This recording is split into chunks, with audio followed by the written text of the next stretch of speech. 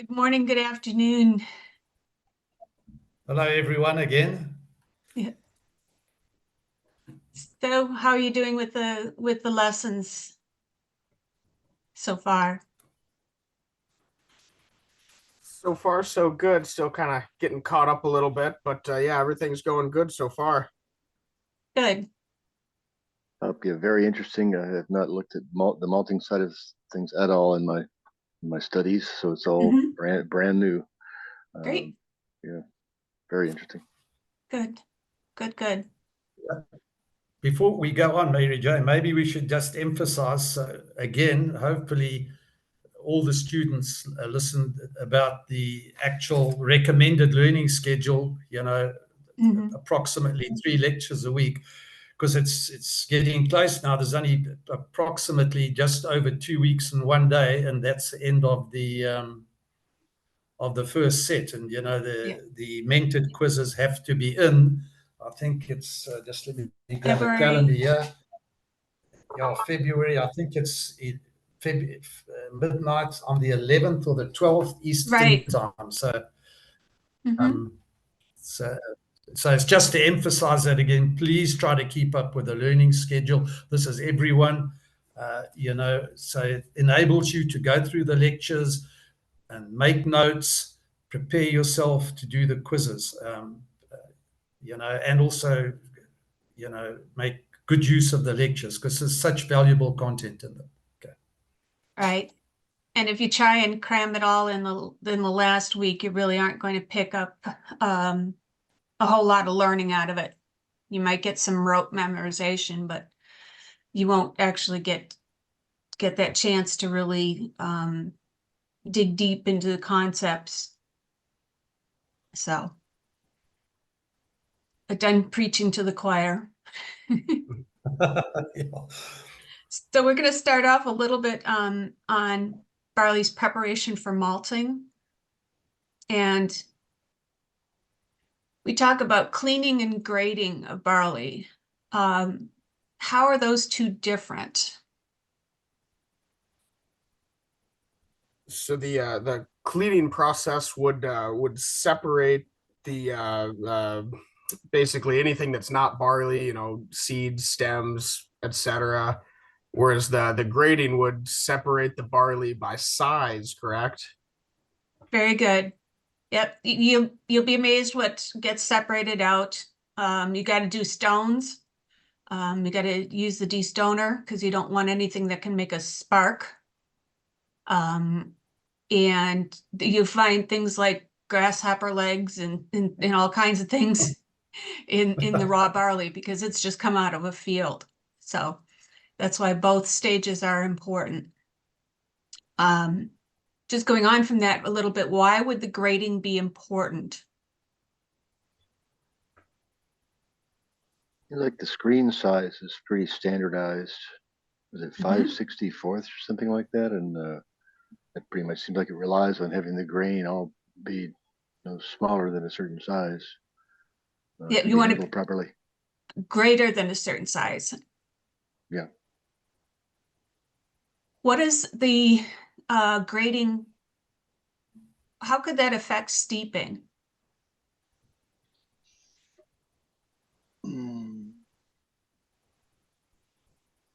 If the kernel ends up being too small, the steeping wouldn't be as effective. Right. And also, it's just the time that it takes to hydrate the kernels. The more dissimilar the size is, the more different the rates at which they pick up water will be. Oh. And so you're trying to achieve consistency. But if you've got small stuff, large stuff, they're not going to be at the same point in their development. So it's important for that. You want the barley is consistent as possible going in and out of steep. That makes sense? Yeah. Absolutely. Good. What are the risk areas? Sure. Can I just jump in on kernel size? I don't know if we cover it in the later lectures, but from a brewing perspective now, or a brewer's perspective, why is the actual kernel size of importance. So we get some thin kernels. Okay, we've been through well, we don't want it in the steep, etc. But from now a brewer's perspective, thinner kernel is going to be higher in the protein content, whereas a more plump kernel is going to have the bigger endosperm, for to get a better conversion from your starches into your sugars. Yeah. yeah, What's the first stage in the brewing process? yeah. The milling. Correct. So Even even before milling. Well, in the bigger breweries, what happens before milling? They screen the grain. You screen it. Yep. So if your screen, they basically set for a certain size kernel. So if you've got a huge amount of very thin kernels, they're just going to come out in your screener, and you're going to, end up with huge malt losses. And it didn't take me long in this business to realize that brewers hate to adjust mills. So you want to be feeding the most consistent grain into the mill so that your mill setting stays appropriate. You don't want to be constantly changing differences between batches, and as well as having the mill be set too tight for some kernels and too loose for some of the other kernels. The smaller kernels will pass right through basically without milling.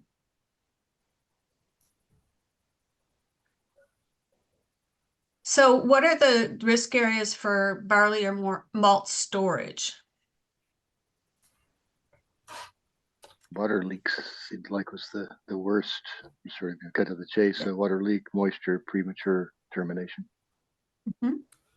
Yeah, and any sort of infestation between mice and stuff like that, and insects. And temperature? You don't want to get too warm. Yep. In the Yeah, the runaway germination, heat, moisture. Respiration. Yep. You get too much respirating going for a closed space. Good. So we talked about steeping. What are we trying to accomplish with steeping? Starting the germination process, hydrating the kernel.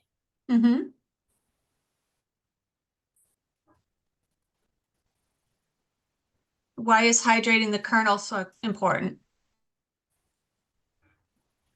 Just what is it? Initial activation, turning loose the gibberellin, and to the aileron to sort of release the greater range of enzymes. Yeah, exactly. And all those enzymes are hydrolytic, which means they need moisture in order to work. Oh. So no moisture, no activity, basically. So you're not modifying the kernel if you don't have that hydration there. And the hydration also helps move the enzymes around to the different parts of the endosperm structure as well. What's another purpose for steeping?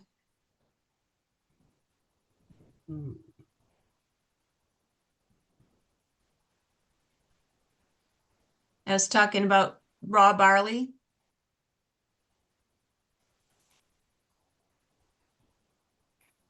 You get some dirt and stuff like that that's still on the barley, on the individual kernels.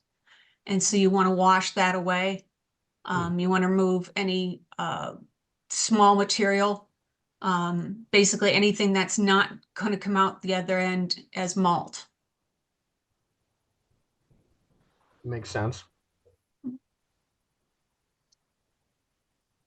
So I don't know if you guys are through these lectures yet, but two main types of steeping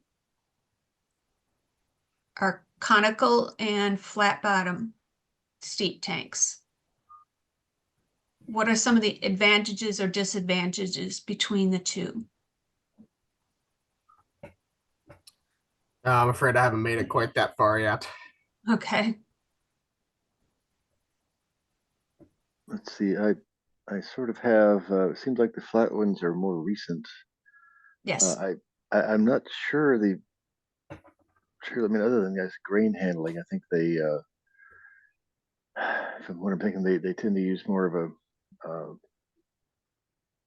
they're able to direct the grains out from the center initially for distribution, and then back to the center for collection. And I guess having a flat bottom makes that possible. Whereas the conical, you couldn't really do that. How do But you everything else empty seemed it? to be the same. It was all, the How do you moisture empty a and watering. conical? Sorry, go ahead. How do you empty a conical steep tank? Hole in the bottom. As I recall. Yep. A hole in the bottom. And it works by Gravity. gravity, correct? What's the advantage of gravity? It's free. Yeah. It's free, doesn't require maintenance. Right. It's pretty darn consistent. Yeah, and I like the design where I guess the germination areas are right below the steeping, where they just literally let it to the germination area. Very practical. Which one do you think would provide more even My airflow? connection is dropping out. I don't know if you can still hear me, I but it's I frozen can hear on my you. end. Yeah, I can hear you. What's going on? What was I saying? In terms of airflow through the grain, which would you think would be better? Yeah, flat bottom would be better for that. Because the grain depth is so much shallower because you got a large area to spread out the grain. And so, everything starts being about airflow in all three stages of the malting process. It's very important. Slightly different roles of airflow in each, but yeah, the airflow is key. If you think of the tanks, I know you maybe haven't gotten through this lecture, but if you think of a flat bottom tank versus a cylinder conical, which one do you think is going to require more moisture, more water per batch?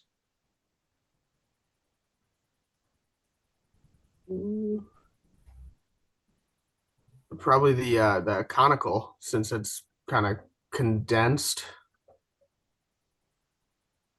Right. It would require less water than a flat bottom steep. Okay. And the reason for that is the underfloor area. You have to have an underfloor, just like you have to have it in lautering. You have to have Okay. space down there, but you have to fill it with water. So that the water usage can be higher with a flat bottom steep. Which one's easier to automate? Flat bottom for sure. Yeah, flat bottom, right. You might be able to tell kind of which one I'm more in favor of. That would be flat bottom. One of the other things about flat bottom is the batch size. You have a single tank holding your whole batch rather than multiple tanks having to do that, because the maximum capacity of most cylinder conical tanks is around 50 metric tons. And out there in the world, there are flat bottom steeps that are holding up to 600 tons. Okay. So you have more equipment in some ways as a whole with the cylinder conical. You have more things that can go wrong, that's for sure. Brian, do you have something to add? Not really. I haven't, to be truthful, experienced a flat bottom steep, but is it basically a steep and a germination in one, or do you have to, do you move it You move to it. the? Yeah. Yeah, You- I was just thinking, with 600 tons, and the okay, I know it's got a lot of positives, but the actual possible damage to that tiny little germinating kernel, Mhm. that Right. would be my concern. Honestly, I think 600 metric tons is too large a vessel, Uh-huh. simply from the standpoint that it takes longer to load and unload, Mhm. especially unload when you're talking about steeping. And when you're unloading the steep, going to germination, um, your grain is somewhat out of control in that area because you can't adequately aerate it in the means of conveyance between the two. But it's not always the right choice. Flat bottom, steep, um, especially if you're trying to retrofit an older plant. Mhm. Most of them don't have the capacity to do flat bottom steeps. If they were originally set up for cylinder conicals. Mhm. But you did. I just want to confirm. You did say that you've seen some flat bottoms of 600 tons. Is that correct, or I did I haven't, misunderstand I you? haven't seen it, but I've heard of it. Okay. One of the ones in England.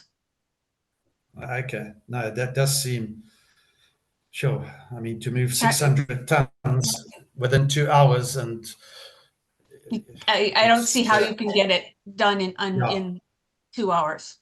yeah, Just not without beating the grain up too much, yeah. trying to convey it at too high speeds, trying to drop it down through the floor too quickly.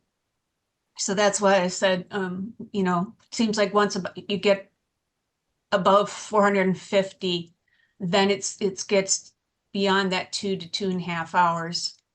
Mhm. 2.5 hours at the absolute outside that it takes to unload Yeah. the steeping vessel. Yeah, did you say that it's difficult for a maltster, I guess, to convert from a conical to a flat bottom? Yeah, if you're trying to retrofit a plant, Yeah. Okay, it seems like the conical would be taller because you have it the is, cone and it would be but less height required.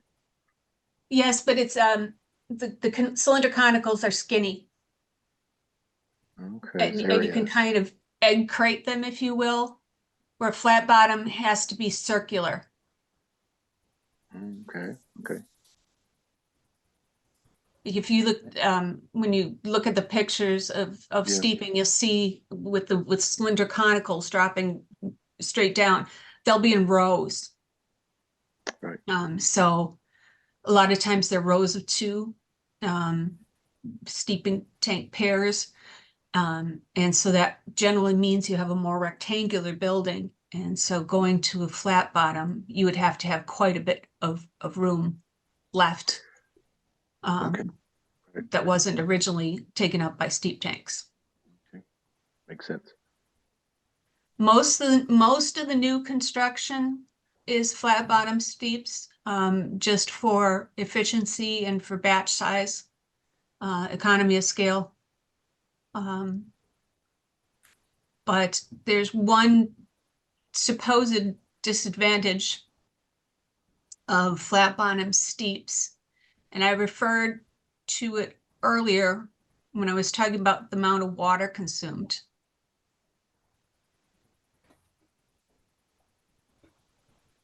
You have an You said it's, underfloor.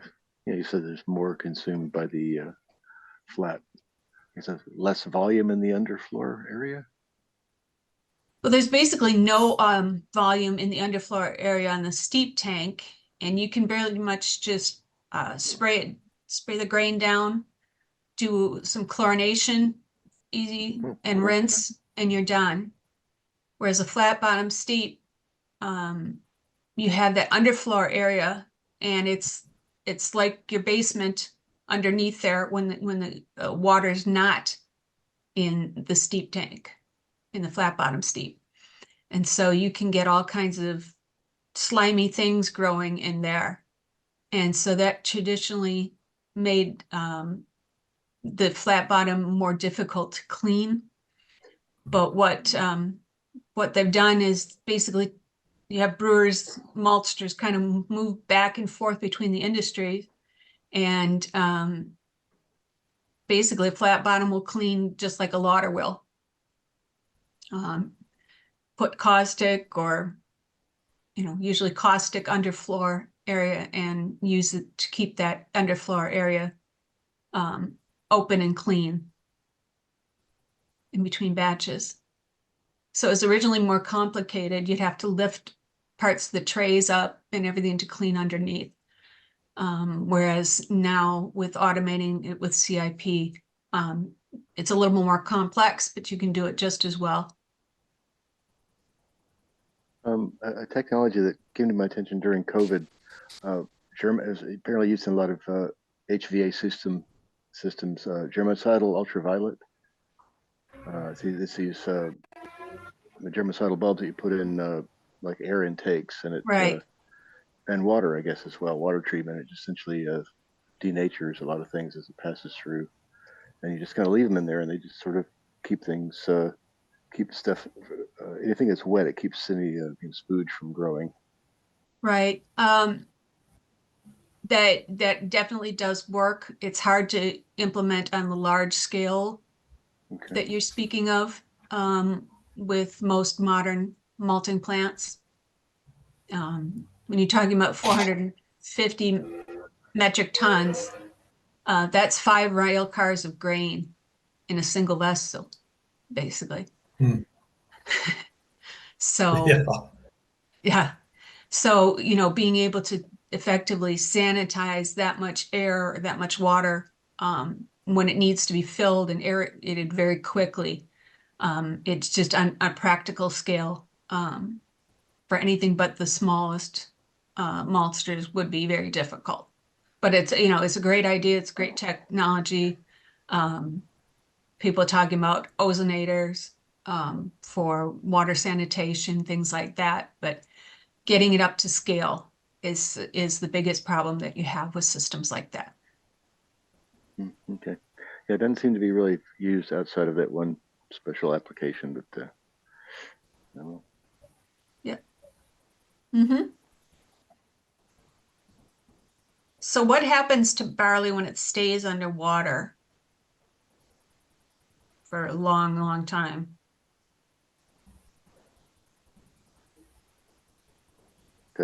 Drowns from lack of oxygen. Yep. It generates too much heat. There's not enough oxygen left. And because it's respiring, there's CO2 being produced. So basically you're steeping,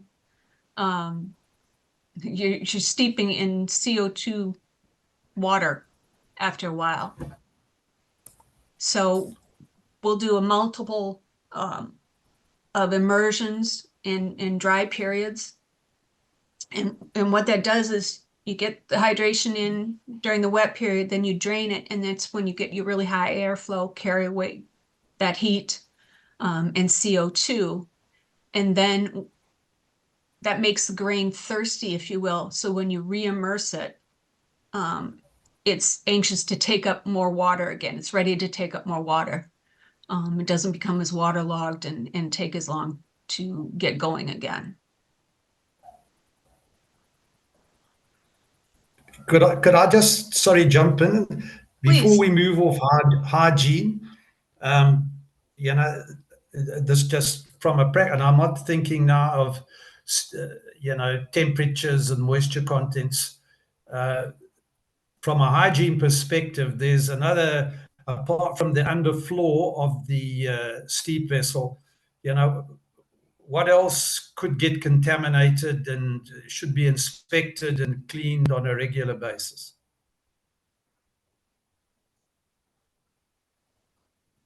How does the maltster get air into that steep tank? Ventilation, intake. What am A I? lot of duct work. Ductwork. Yeah, thank you. Yeah, so if you look, they should have non-return valves and that sort of thing, but if you get some of that steep water back into that airing and it keeps occurring, you get some nasty bacterial and buildups in that. So, one of the things we always did when we looked at steeping, we get an empty vessel and open the air and have a good smell. Yeah. And, Yeah, anytime it smells like your basement, you're probably not in a good place in terms of hygiene. yeah.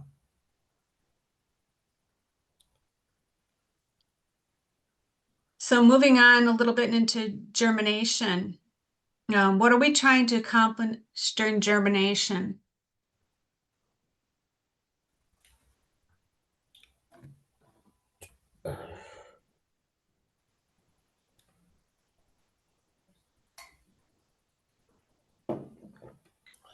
We started off some activity in steeping. What type of activity is that? And enzyme activity. Yep. So both the activity and you get the creation of some of the enzymes that aren't in barley when it's harvested.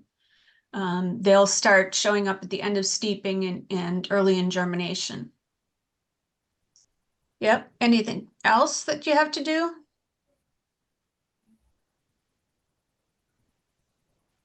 What would the kernel need to make a plant? Oxygen and warmth. Mm-hmm. To build the actual plant structure itself, you need to break down some of the proteins to amino acids so that you can create new plant tissue. All right. Is there a danger of trying to push germination too hard?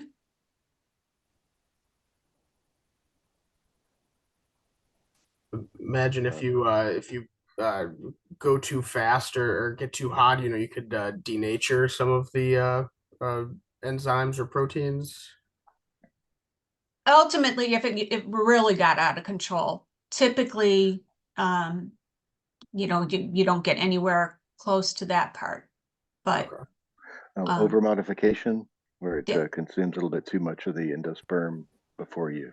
Right. And what is Mash it? it. What is it consuming in the endosperm? Potential extract. Starch, right? Yeah, starch, potential sugar to Yep. be fermented, so you don't get as much fermentable Yep. sugar out. So you burn starch in the malting process instead of in mashing. Mm. Yep. There's two general types of germination vessels as well. One is a rectangular and one is a circular vessel. Which one of those two do you think has a size limitation to it?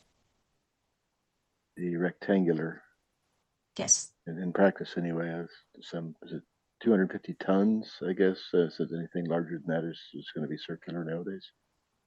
Yeah. And even I wouldn't go rectangular over 130, 150 maybe.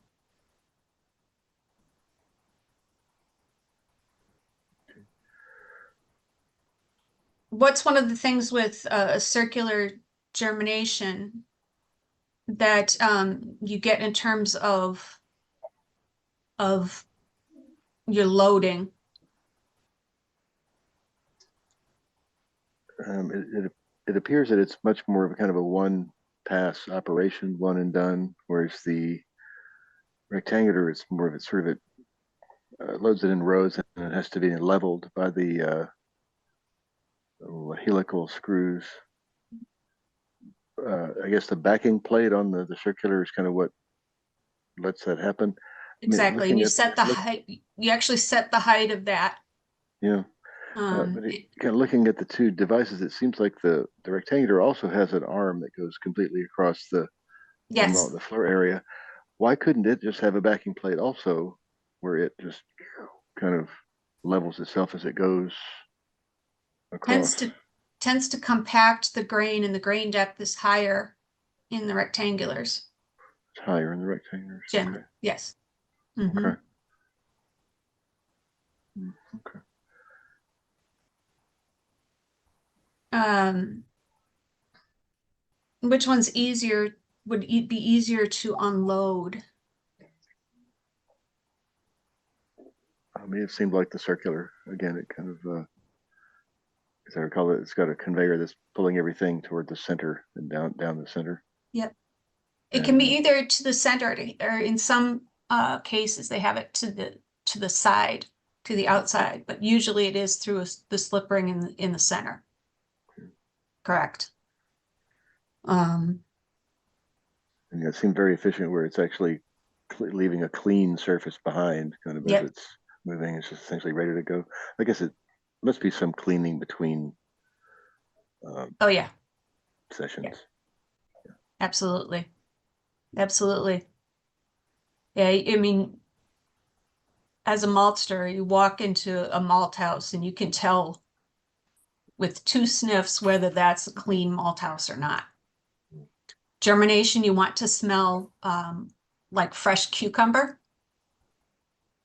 That is a good germination. If it starts smelling musty, old, stale, moldy, any of those things, that is again an indication that the hygiene is not where it should be.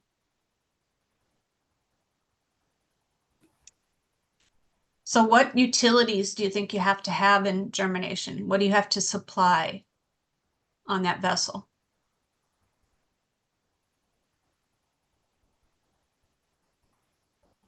Gosh, by water and moisture. I'm sorry, water and heat rather. No heat energy. Well, actually, cooling. I'm sorry, germination. Germination. Well, you have to be able to stabilize the temperature. So I guess depending on what the ambient temperature is, it could be heating or cooling and moisture. It's generally cooling. Only it's hard to heat as much air as you need in germination, especially when the kernel's got moisture around it. And through your ventilation, that's also how you control the grain in terms of its modification speed, so you don't over modify or under modify. How do you keep the grain humidified in germination?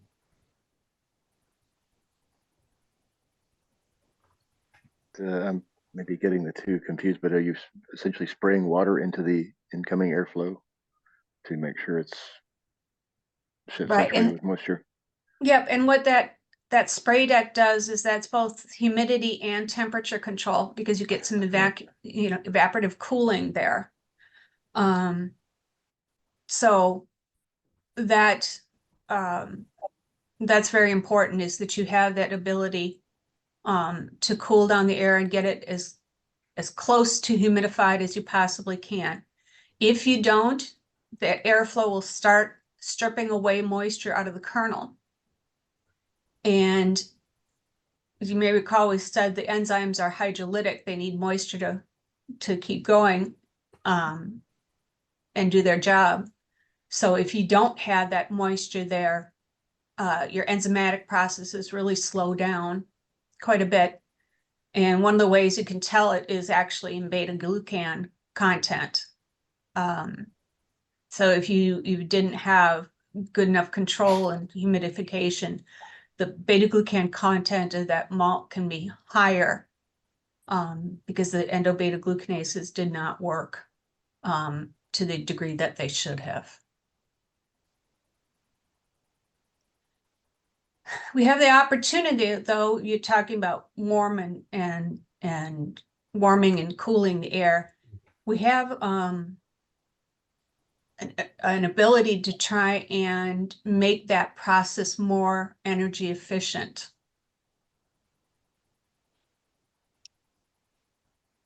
So we want 100% fresh air? No, is Probably. it 70%?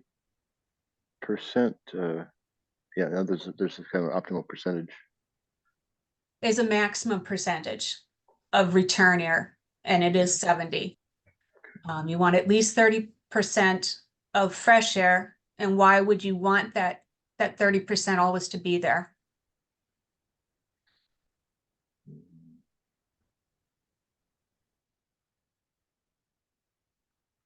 Any moisture or any airflow that's passed through the grain is carrying away heat and CO2. Right. So if you went 100% back on to the bed, you circulated it completely, you would be putting CO2 laden air across the grain. Not healthy for the grain, not good grain growing conditions. Talked about the bar and spraying water on the grain, and that is true. One thing, my belief that I've seen through a lot of experiences that you can't rehydrate the grain if it didn't get hydrated in steeping just by spraying water on the outside. I've kind of viewed that water that goes on the outside as cooling, additional cooling. And it also makes sure that when your airflow goes across it, you're just evaporating surface moisture off the outside of the kernels rather than starting to take moisture from the inside of the kernel. Does that all make sense? Yeah. Yeah, for sure. Ablative moisture, as it were. Yep. Yeah. So for me, the steeping process is the most important one, even though it's not sexy like germination where you see things actively growing. But if you do steeping right, you can still mess it up in germination or kilning. But if you don't get your steeping process correct, you can't really fix that in germination. So that's why I think, making sure you had the right outcomes out of steeping is really key for the rest of the process.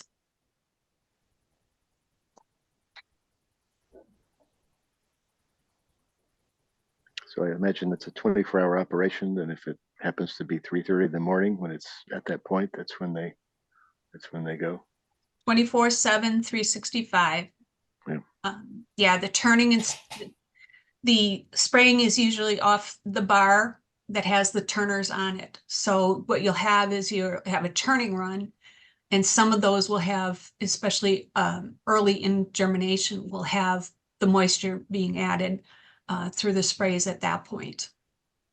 I try not to put moisture on later in germination because that's just more moisture that you have to evaporate off and once you get to kilning. Right. Presumably the moment where they sort of say, this is germination has occurred, how's that happening? Are there people that are taking sample grains every 10 minutes and doing something to them, checking for the cucumber smell? How does that actually happen? When do they get the exact moment? You basically, you have a recipe, just like you had a recipe in steeping. And what the maltster is going down through is you're on a fixed schedule, is going through every day, basically every shift. The maltster that's on shift then will be taking the grain and doing what's called a malt smear, malt rub, all kinds of different terms for it, but basically taking that germinating kernel and rubbing it to see what the consistency of the starch actually is inside that kernel. Okay, And if yeah, a it's, smear. Yeah, yeah, okay, they if literally do it's- that? yep. Okay. Wow. And they'll also be taking samples for moisture reading so that they're achieving their target moistures. And then they'll adjust airflow and temperature, basically from that point to get to the end of the 96 hours for germination to be in the right place at that point. Okay, I'm just wondering, is So- none of that automated at this industrial scale? Something that's sort of smearing a grain periodically, some little, attachment that's just doing that and measuring it. Well, people ask, is malting an art or a science? And to me, malting is the art of making science work for you. The maltster has, a very close relation to the kernels, and it really can tell a lot by smell and again the smear, the length of the acrospire, the moisture, and that gives him the hold up or push harder symbols. Okay. It's Or- not completely, can't do it completely with a meter or anything like that. Okay. Interesting. Maltster's art. There's just building on that one. There's one thing that the maltsters used to use, and I'm sure you've done it, is you get a bucket of water, take a spear sample. This is at the end of germination. Put the kernels in the bucket, and if they all float, they at the right level of modification. If they sink, you got a problem, because then they theoretically haven't germinated properly. They had, the endosperm is more like it was in the barley rather than what you want in green malt. Yeah, I don't think it's done as often now. Just because we have like the rapid moisture meters and things like that. But it is definitely an option. And I wouldn't be surprised if that's one of the things that happens in some of the craft malting, is a sinker test. That's what it's called. Okay, we used to call it the bucket test. Yep. Bucket test, that works too. Yeah.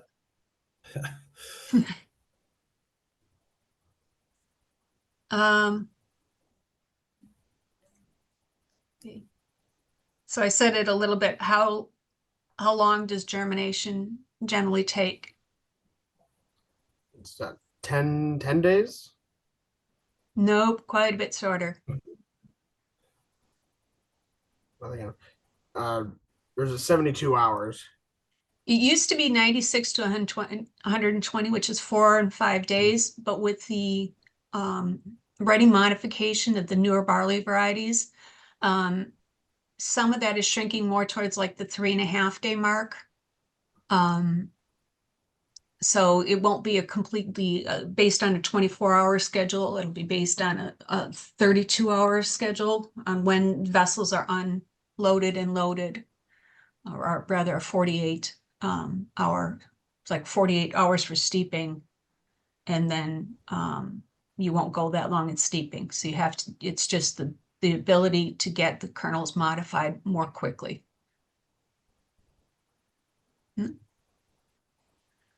So I was just looking at my notes. It says germination is around 10 days.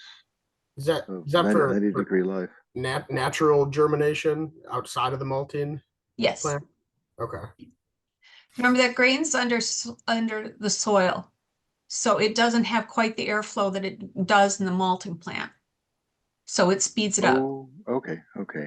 Generally, we refer to the malting process itself as being an 8-day process. So 2 for steeping, 4 for germination, and then 2 for kilning. Okay, cool. Some places they'll go longer than that. But if you would switch from 4 days of germination to 6 days of germination, what would happen to the capacity of your plant? You need bigger vessels. you need bigger everything. It's more that you wouldn't get as many batches through in a year. Oh. So, you know, a new batch going in every 8 days, if you will. It would be every 10 days.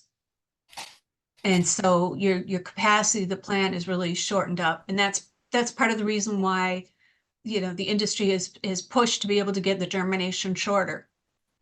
Because it increases the capacity in an existing plant without doing the modifications, like you're talking about, Michael. So barley grows a lot faster now than it used to. And that's been, you know, one of the things that's really been accomplished with the crossbreeding, as well as improvements in the airflow capability in steep and germ.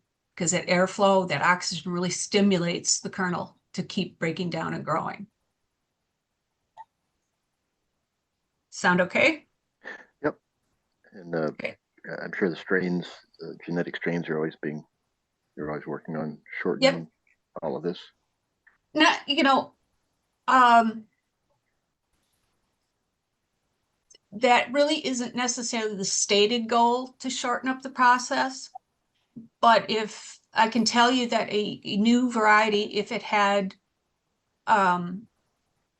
nice malting character and but it took 6 days to germ, that variety would never be practically used because of that excess amount of time that it would cause in the cycle.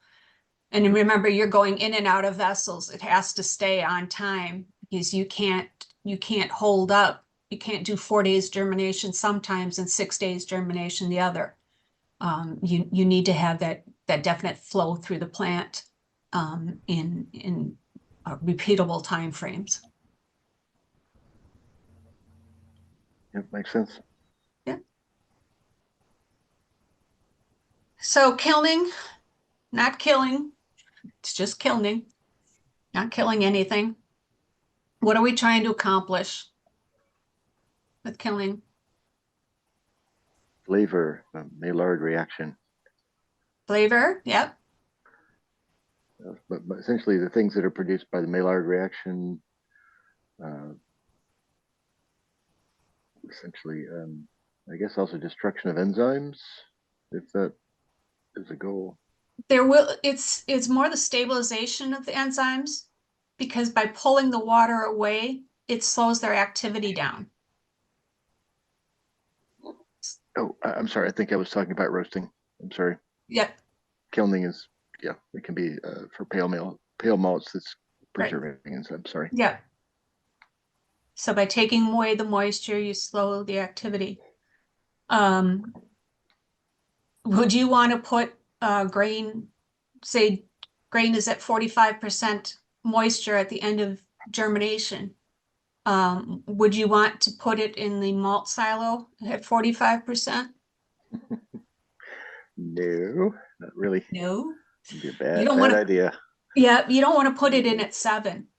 Quite honestly, if for some reason there was a process delay or something like that, and you don't get all the moisture out that you should have, usually that grain will be used as soon as possible, because otherwise it can continue to cook, if you will, in the silo, and it also continues to respire, so you can actually have a fire start inside the silo, which is bad news. That's a recipe for a crappy day. Yeah. So you talked about color and flavor developing on the kiln. How does germination influence what you can achieve on the kiln in those terms? Protein level, mostly. Mm-hmm. Or I guess that's one of them. Sure, certainly sugar. Yeah. I guess gets caramelized, but it's like the proteins are. That's a little outside of my boundary on chemistry knowledge there, so you have to take it. In the Maillard reaction, it's amino acids and reducing sugars. that form those colored and flavor compounds. So by how far you push in germination, you may have more or less available amino acids. So you pretty much set most of your color actually by how you germinate rather than just on the kiln, as you would think it would be, just change temperature. Yeah. It's also a more efficient way of getting the color and flavor that you desire because you're not doing it as much through heat. And heat is generally, kiln drying heat is generally one of the biggest expenses for the maltster. So we're allowing good germination process to actually produce the colors and flavors at a lower temperature than they otherwise would. Lower cost. Mhm. Very interesting. Very interesting. Yep. Let's see, we're coming up on 10:54.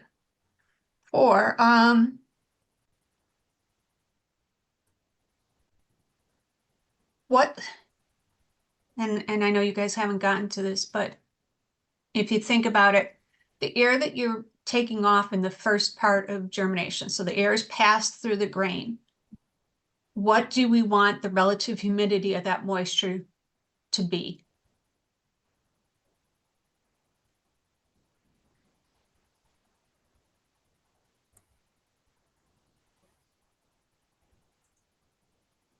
Want it to be at full saturation, 100% relative humidity. So it is carrying away moisture as gently and as soon into as quick into the kilning process as possible. So there's that. Can withering, that's the first stage of killing air, can that be reused like we talk about return air and germination? Yeah, the two double-decker kilners that I guess kind of do a final pass on the bottom, first pass on the top, and then so swapping the two and putting new green grain on top. Yeah, essentially recapturing the. Yeah, definitely. Yeah, so especially at the ending part of kilning, that air is no longer fully saturated because most of the free moisture has already been taken away.